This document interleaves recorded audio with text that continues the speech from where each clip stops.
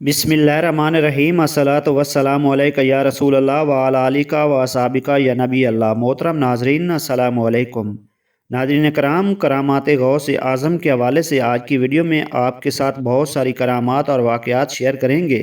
आपको पहले बताते चलें कि मुख्तलिफ़ कुतब से ये वाक़यात अख़ज़ किए गए हैं। अगर इनको पढ़ने में और आप लोगों को सुनाने में कहीं कोई गलती कोताही हो जाए तो आप लोग उसकी निशानदेही ज़रूर करें और अल्लाह पाक से दुआ करते हैं कि अल्लाह पाक हमें अपने बुज़ुर्गान दीन और नेक और अच्छे लोगों की अदब और एहतराम करने की तौफ़ीक अता फ़रमाए।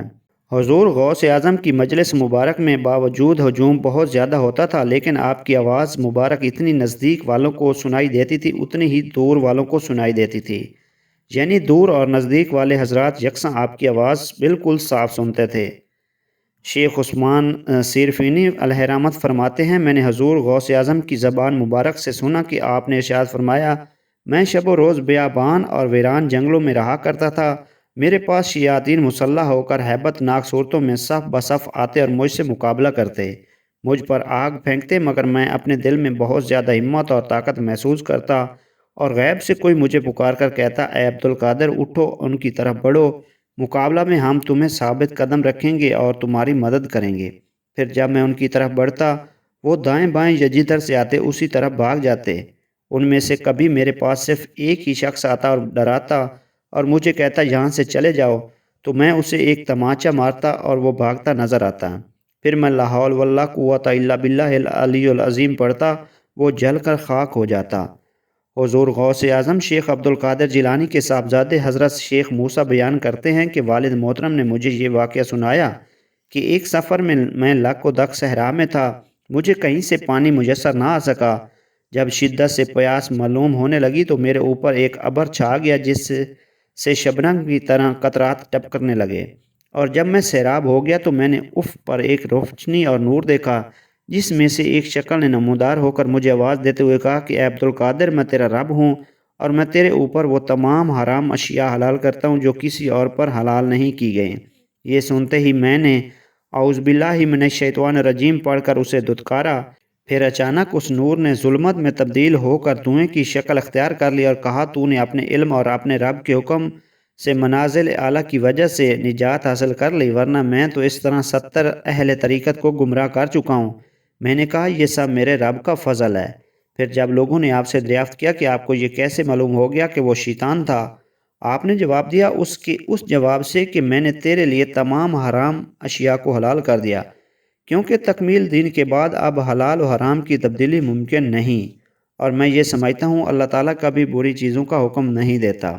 शेखुल इस्लाम उज़्ज़ुद्दीन फरमाते हैं कि इस कदर तवातुर के साथ किसी की करामतें नहीं मिलती जितनी सुल्तान अल औलिया शेख अब्दुल कादिर जिलानी से ज़ाहिर हुई। हज़रत गौस आज़म नहायत दर्जा हसास थे और कवानीन शरिया पर सख्ती से अमल पैरा थे और उनकी तरफ तमाम लोगों को मुतवज्जा करते थे। मुखालफीन शरीयत से हमेशा इजहार तनफ़्फ़ुर फरमाते। अपनी तमाम तर इबादात मुजाहिदात के बावजूद आप बीवी बच्चों का पूरा पूरा ख्याल रखते थे। आप फरमाते थे, जो शख्स हकूक़ुल्लाह और हकूक़ुल इबाद की राहों पर गामज़न रहता है वो बानिस्बत दूसरे लोगों के मुकम्मल और जामे होता है, क्योंकि यही सिफ़त शारे अलैहिस्सलाम हज़ूर अकरम सल्लल्लाहु अलैहि वसल्लम की भी थी।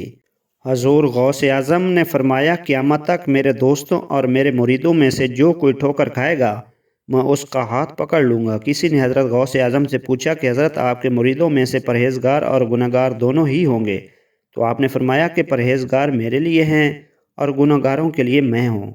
मुरीदैन के लिए अपनी हिमायत का वादा फरमा गए हैं।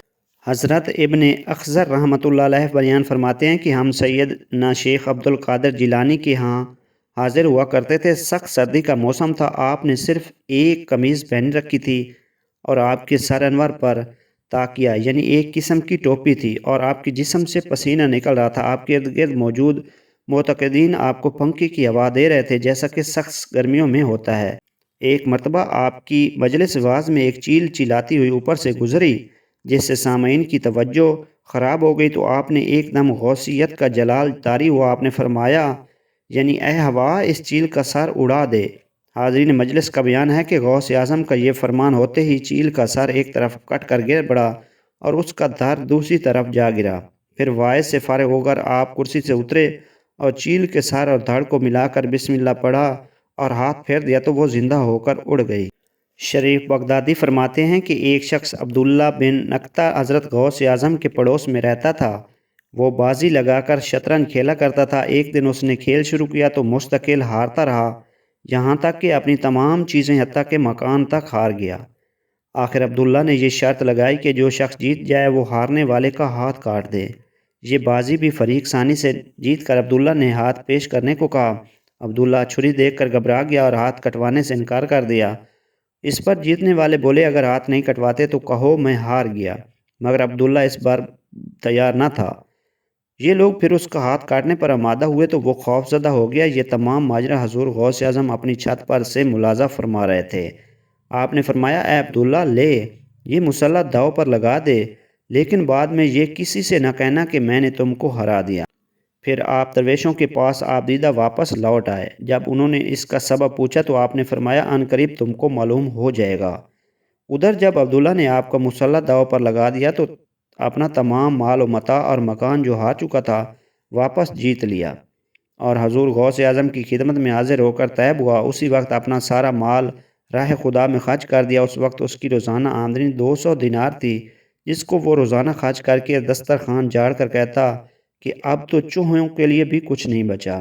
جب وہ تمام دولت راہ خدا میں خرچ کر چکا تو حضور غوث اعظم کی خدمت میں مشغول ہو کر خاص میں شامل ہو گیا۔